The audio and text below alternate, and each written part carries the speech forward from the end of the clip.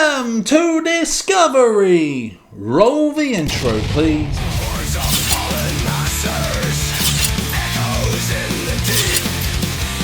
Chaos, blood and fury, destruction unleashed. Fire back, no mercy, oblivion awaits. Discovery, 2325 awaits.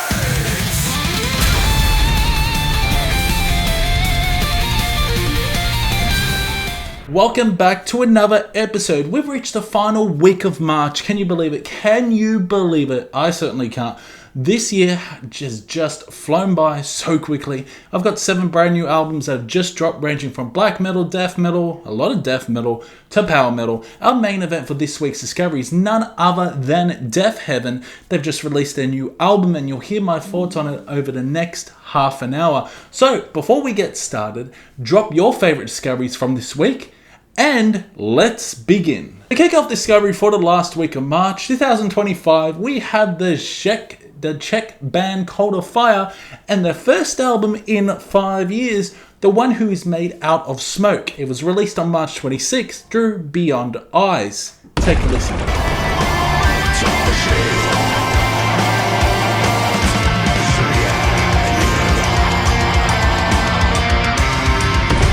This is a pretty solid release, filled with rich melodies and a captivating blend of styles. At its core, it's black metal, but it carries a strong post-metal flair.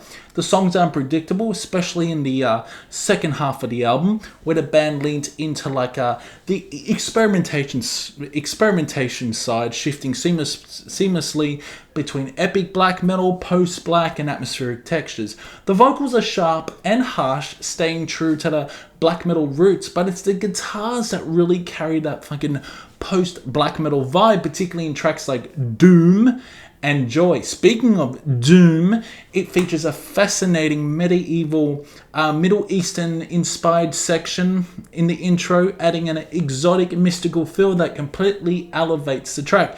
It's an unexpected twist and it's awesome. The production maintains an organic and raw edge, enhancing the atmosphere without sacrificing clarity. Keyboards are used liberally throughout the album, adding a cinematic and even grandiose layer that makes many moments feel otherworldly. This isn't your typical epic black metal record. It doesn't sound anything like fucking Calendar Brood, Summoning, or Fire Novel. It doesn't sound anything like that. There are sounds and textures you wouldn't expect for epic black metal. Influences are drawn from all over the place, yet the album stays cohesive and fluid from start to finish. Mourning stands out with its black and death metal edge, bringing in ferocious drumming and intense riffing. On the flip side, Loss, the intro track, feels somewhat disconnected from the rest of the album. It doesn't quite set the fucking tone, but Joy more than makes up for it, featuring a gorgeous guitar melody paired with haunting fucking vocals that really hit an emotional peak.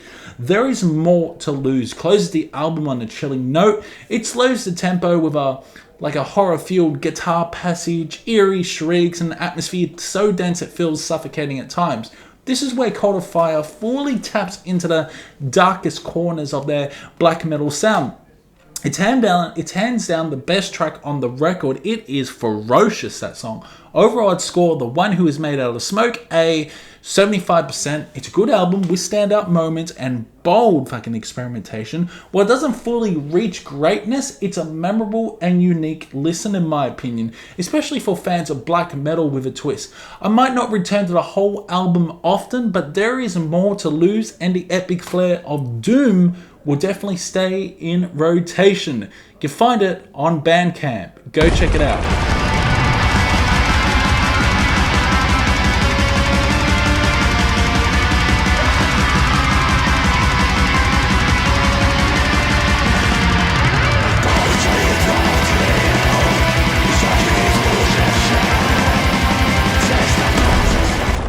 We head over to Finland because the Finns are proving once again that they're not just dominating the fucking black metal realm, hell no, but also making serious waves in the death metal sphere. Enter Wretched Path and their sophomore album Sea of Death, released independently on March 26th. Some very good fucking albums were released on March 26th. Take a listen.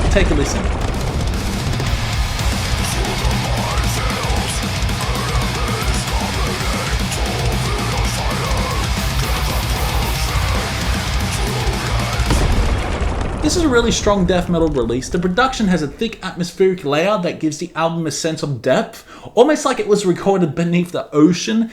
It's chaotic, it's aggressive, and it's packed with such high-octane old-school death metal energy. The guitar tone is fantastic, gritty, murky, and full fucking weight, and it gives the record a crushing low end that feels relentless from the start. What I love most is how Wretched Path brings that classic old-school death metal flavor into a more modern framework. There are plenty of bouncy, catchy riffs that make these songs stick. It really reminds me of Undeath's latest album, to be honest. You got songs like Rot Alone is a perfect example. It features guttural death metal vocals, eerie melodic guitar solos, and a chug-heavy riff that verges on breakdown territory. It's a headbanger's dream. The album kicks off with Release of Violence, a ferocious opener that sets the tone immediately. No mercy, just pure death metal savagery. Death Machine follows with fiery riffing, sharp solos, and pounding drums that channel a strong late 80s, early 90s vibe, in my opinion, without feeling dated. False God is another standout, driven by thunderous percussion and a riffage that hits hard and fast. Got songs like Violence Within launches with furious intro and vicious vocals that slice through the mix. It's got a real Cannibal Corpse like verse, or early Morbid Angel when the verses come in, but it's very melodic in the chorus. Despite the brutality, it's still incredibly catchy. The blend of guttural growls and hi-fi screams creates a nice dynamic, keeping the aggression fresh and engaging throughout. Wretched Path really shines when it comes to tremolo-picked riffs and intricate melodies. There's a sharp attention to detail in the guitar work, especially in the solos, which are technical without becoming indulgent. The closing track, Sea of Death, I think it's called Sea of Death, is a slower, more atmospheric piece that gradually builds tension. It's haunting and epic, driven by eerie melodies, layered keyboards that add a cinematic edge, and it really fucking builds up and becomes so much death metal aggression on that song. It's a perfect way to end the album, elevating the mood without losing intensity. At just over 31 minutes, this is a quick listen, but it's tightly packed with energetic atmosphere and killer songwriting. There's no filler here. Every track hits with fucking purpose. Overall, I'm scoring Sea of Death at 75%. It's a very good album with memorable moments and a solid blend of old school death metal and modern production. I just wish it was a little longer. Still, it's a powerful offering that any death metal fan should check out. You can check it out on Bandcamp as well.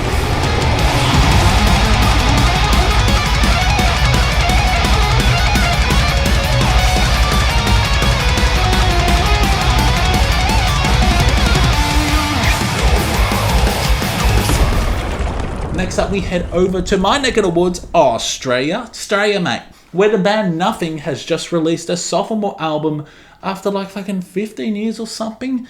The self-repair Manifesto, released independently on March 26. Take a listen.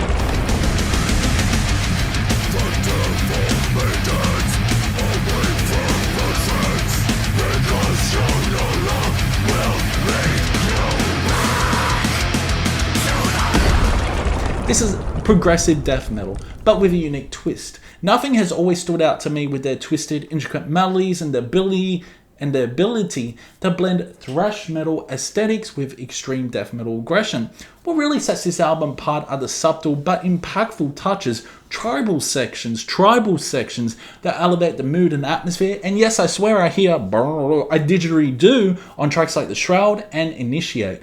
Whether confirmed or not, it adds a brilliant, earthy texture that deepens the album's sonic palette. The self-titled track, The Self-Repair Manifesto, is a standout, a hard-hitting prog death song filled with layered guitar work, thunderous percussion, spiraling melodies, and monstrous vocals. It's dense but never overwhelming, managing to be both brutal and beautiful in its delivery. Then you got Subterfuge. Oh, it's perhaps the strongest song on the album. Absolutely the progressive flow. It features a powerful wall of sound in the drumming department, leading to the most chaotic moments on the record, only to transition seamlessly into its softest, most atmospheric passages with beautiful, clean guitars. The cavernous vocals and the chugging riffs, the tension and release, it's all executed perfectly on this song. The Shroud is another brilliant track. It opens with like an epic tribal-inspired intro, marching drums, and what definitely sounds like a didgeridoo. So maybe it's pointing towards the indigenous sort of part of Australia. It's hypnotic and sets the stage for some dazzling progressive flair. It's immersive and ritualistic in the best way. Your songs like Dirge. Dirge is a heavier cut, bringing thrashy riffing and gritty songwriting that stands out in its relentless energy. Then there's Abrogation. Easily the most aggressive song on the album. It's a blast of pure death metal rage, loaded with brutal chugging riffs and guttural monstrous vocals that tear through the mix with unrelenting fury. Clocking in at just around 31 minutes, similar to Wretched Path's new album, the Self-Repair Manifesto doesn't overstay its fucking welcome. It's short but packed with intensity, strong songwriting, and a fascinating mix of progressive death and thrash metal elements. The guitar solos are sharp and purposeful, the transitions are unpredictable, and the overall structure keeps you on your toes. There's lots to appreciate here. I'm scoring this one at 80%. One of my favorite metal albums of March. It's a fun and engaging record from start to finish, and it's one I'd love to own physically. Definitely check this one out. It's a sleeper hit for March, and it's a bold statement from an Aussie band carving out their own sound. So check it out.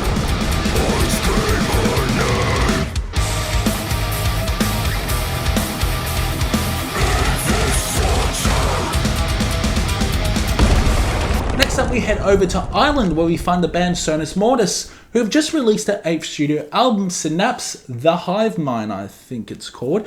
It released independently on March 27th.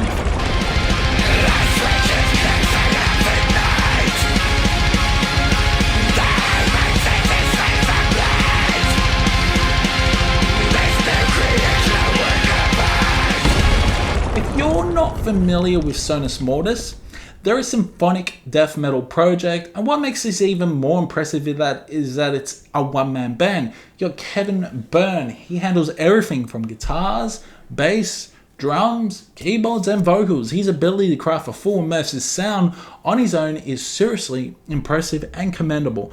This new album is pretty solid in my opinion. It leads heavily into orchestral elements to create a grand cinematic atmosphere without overwhelming the core death metal foundation. The guitars are sharp and aggressive, and the production brings a real heaviness to the mix. The vocals, on the other hand, are raw and cavernous and fucking intense, perfectly matching the bleak and symphonic tone of the album. While it's not quite as technical or chaotic as Flesh God Apocalypse, it does evoke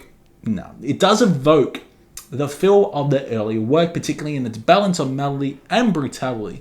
The album kicks off with Biomechanical Horrors, a relentless, high-octane track packed with apocalyptic drumming, blazing riff work, and atmospheric keyboards. It's a ruthless opener that sets the tone for the rest of the record. Eyes in the Sky follows with the epic build-up featuring melodic hooks, soaring symphonics, and fierce vocal delivery. It's one of the most engaging songs on the album. While much of the album is strong, a few tracks like the System Shock and the self-titled track, Synapse, The Hivemind, feel like they lack some substance in my opinion. They're not bad, but they don't quite hit the same intensity or memorability as the stronger cuts. Thankfully, the rest of the album recovers well.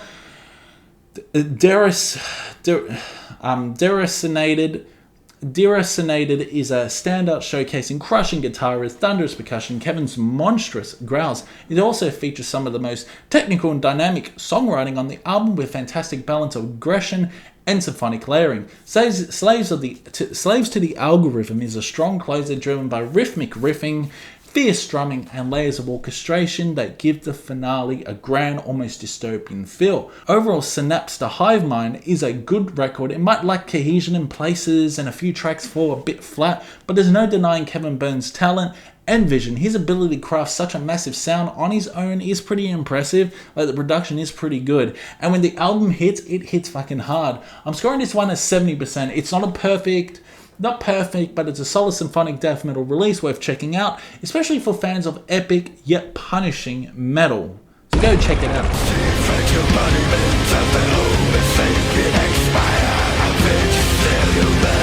Alone lost you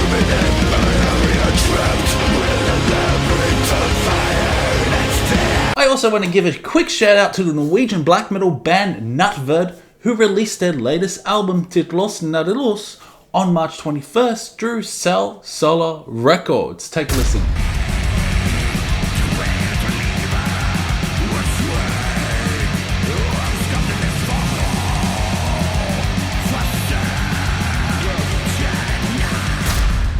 Need I say more? This is Nattverd at their absolute best. The songwriting is sharp, the vocals are ferocious, and the melodies are chillingly effective. If you're familiar with that classic Norwegian black metal sound, you'll feel right at home here. But Nattverd manages to keep things feeling fucking fresh and dynamic throughout.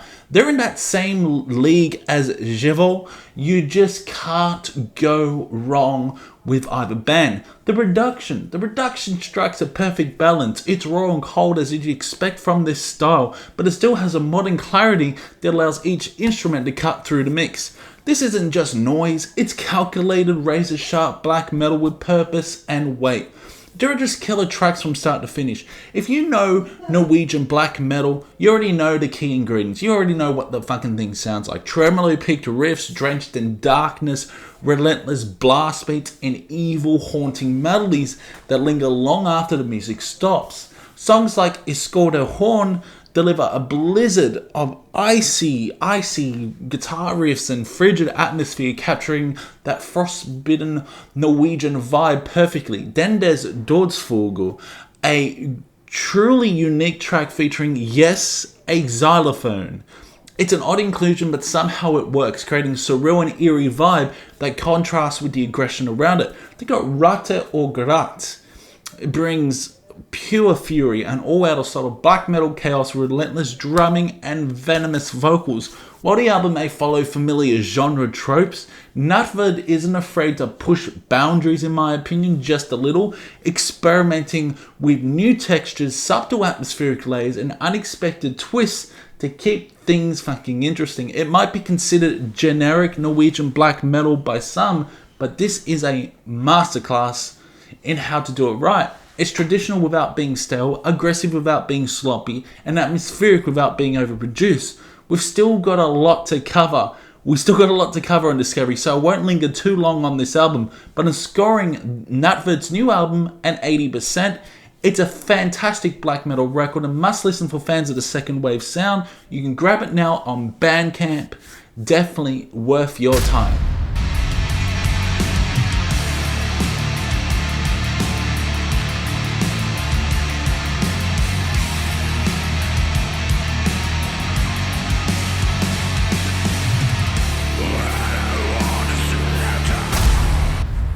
Next up, we head over to Sweden, where Arch Enemy has just released their 13th studio album, Blood Dynasty, via Century Media Records.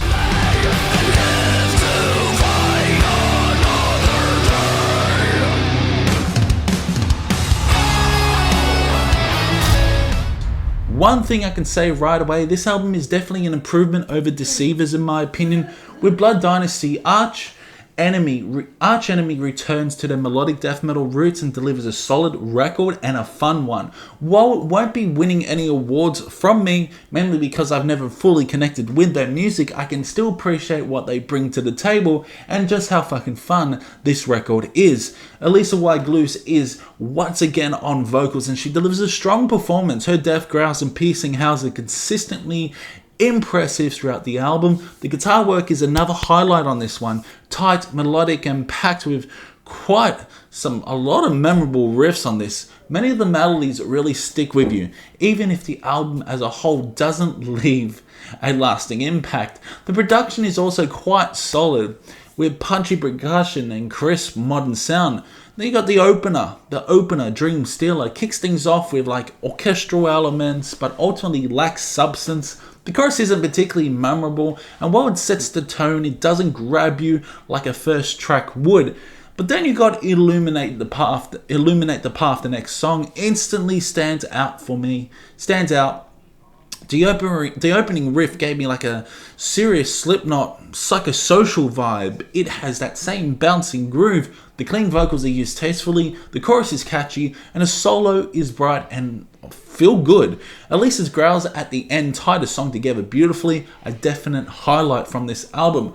Then you got March of the Miscreants. March of the Miscreants dials up the heaviness. Elisa's ferocious here, and the "oh, hail" chant in the chorus gives it a massive anthemic feel. It's aggressive, full, fiery, mellow death energy and features an emotional soaring guitar solo, one of the most powerful tracks on the album. And then you got A Million Suns is another melodic fucking gem. The palm muted riffing and layered guitar leads create such a rich textured sound. Elisa sounds particularly strong here, raw yet controlled. I think this track will be a fan favorite due to its catchy structure and fun energy and emotionally charged delivery.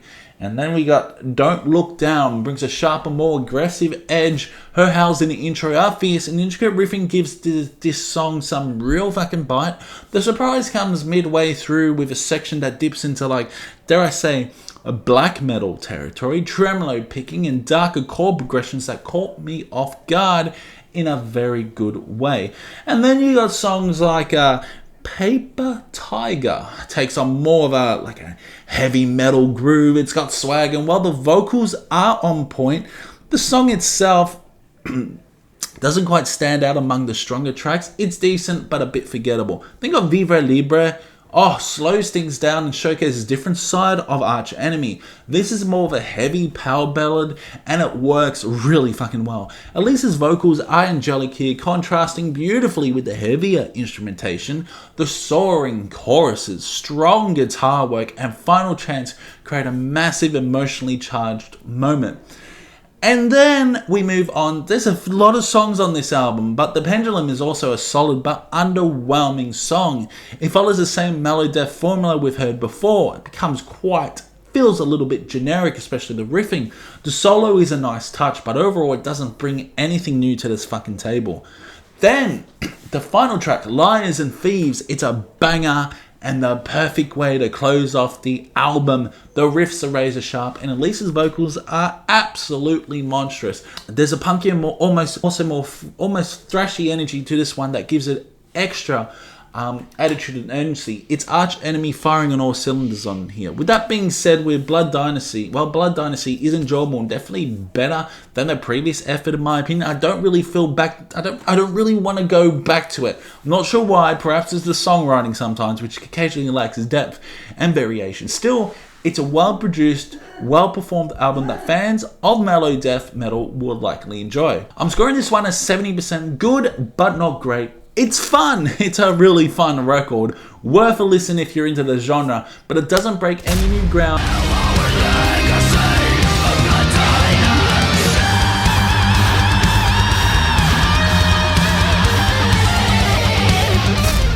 And now our main event for this week's discovery is none other than the US band Deafheaven, who have just released their 6th studio album, Lonely People with Power, on March 28th. Through Roadrunner Records. Take a listen.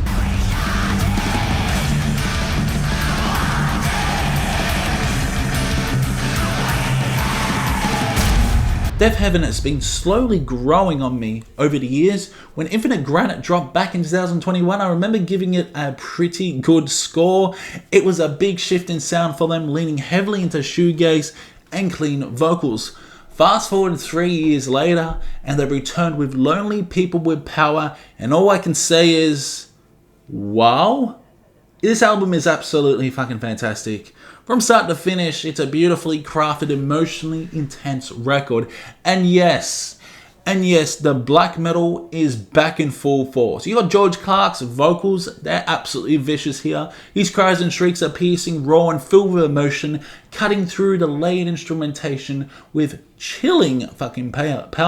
I tell you what, those vocals are incredible. The atmosphere is deeply unsettling in the best way possible. Haunting yet beautiful. With tracks like Amethyst, Doberman, and Garden Route, Body Behavior, and Winona, Deafheaven masterfully blend post-black metal, black gaze, black metal, and ambient elements to possibly deliver the best album to date. Yes, I'm saying this album's better than Sunbather.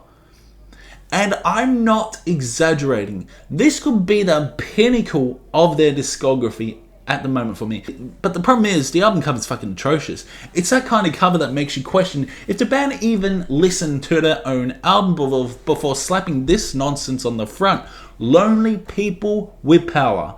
This looks more like lonely people with awkward eye contact. What the fuck is that? It's not mysterious, it's not deep, it's not cinematic. It's just a picture of three people in a sun-faded car looking like they're either plotting a bad heist. There is no emotion to this album cover. No edge, no visual identity that even remotely reflects the sheer intensity and atmosphere of the music inside. It's like pairing a 5-star Michelin meal with a paper plate from a kid's birthday party. Are you serious? Deafheaven could have gone with literally anything. Some haunting fucking landscape, abstract art, hell, even just a black void or something like that, something out of Infinite Granite. And if it would have been better than whatever this fucking thing looks. It looks lazy, it looks random, it looks like someone's cousin took a disposable camera to a parking lot and said, trust me, this is vibes and this will get people buying your album. It's not, it's confusion wrapped in beige. It's the anti-album cover.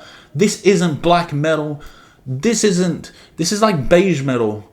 A lot of people say poser metal, but it isn't. If the music didn't absolutely rip, this cover would have tanked the whole fucking experience. It's that bad. It really is.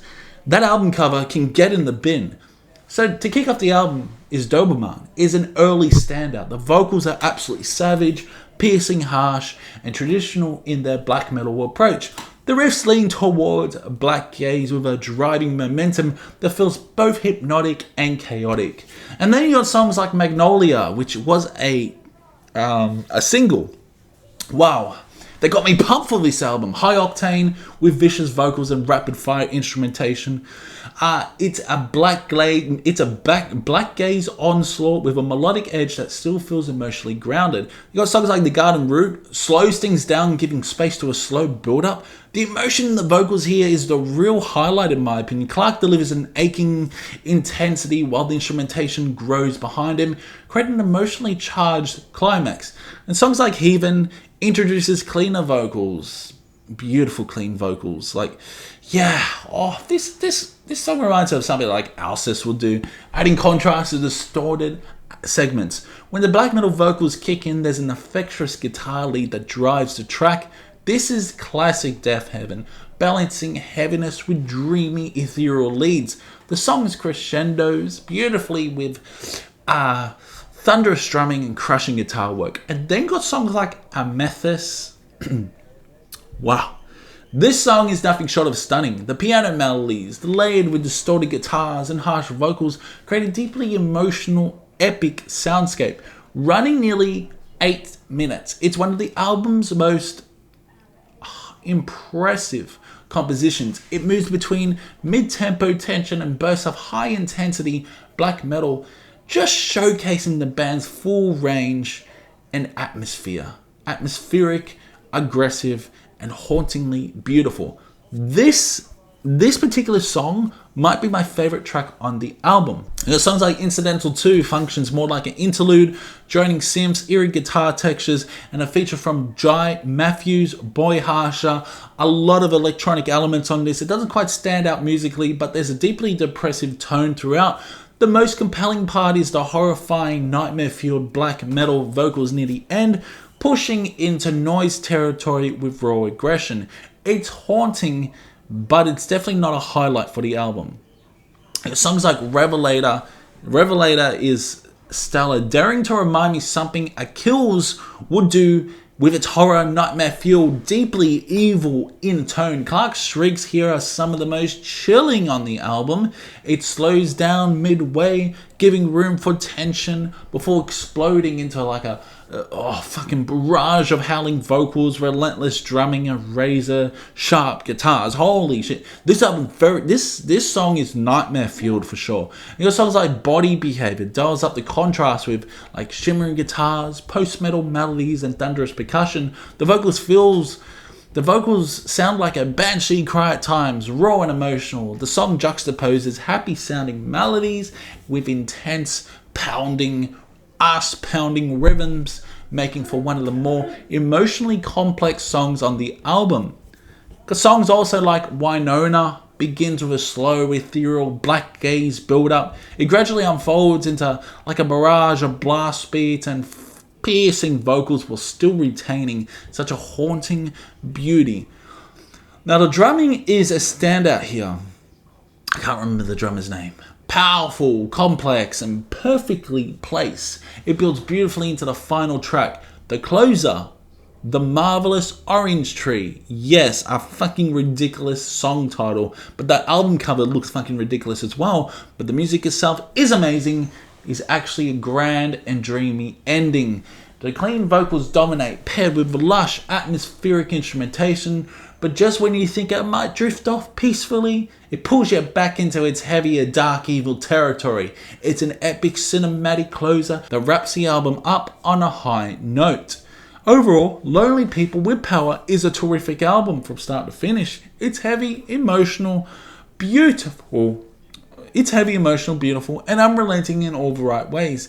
It's definitely one of the best metal albums of March, and honestly, it could be a contender for Album of the Year. I'm scoring this one a solid 90% for now, though that could rise with more listens. The songwriting is exceptional, and Deafheaven has managed to evolve while still embracing their black metal roots. Definitely give this one a listen. You won't fucking regret it. If you don't like Deafheaven, still give this one a spin. It might change your mind.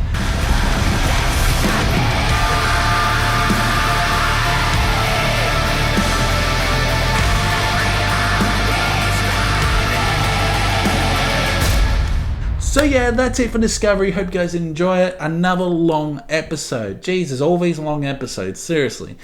Yeah, looks like we're over 30 minutes again. But yeah, stay tuned because this weekend it's the best metal albums of March 2025. And we now look forward in moving on to April, where this month looks like another big month for metal. So let me know in the comments below your favorite discoveries. It's been fun. And I will see you in the next one.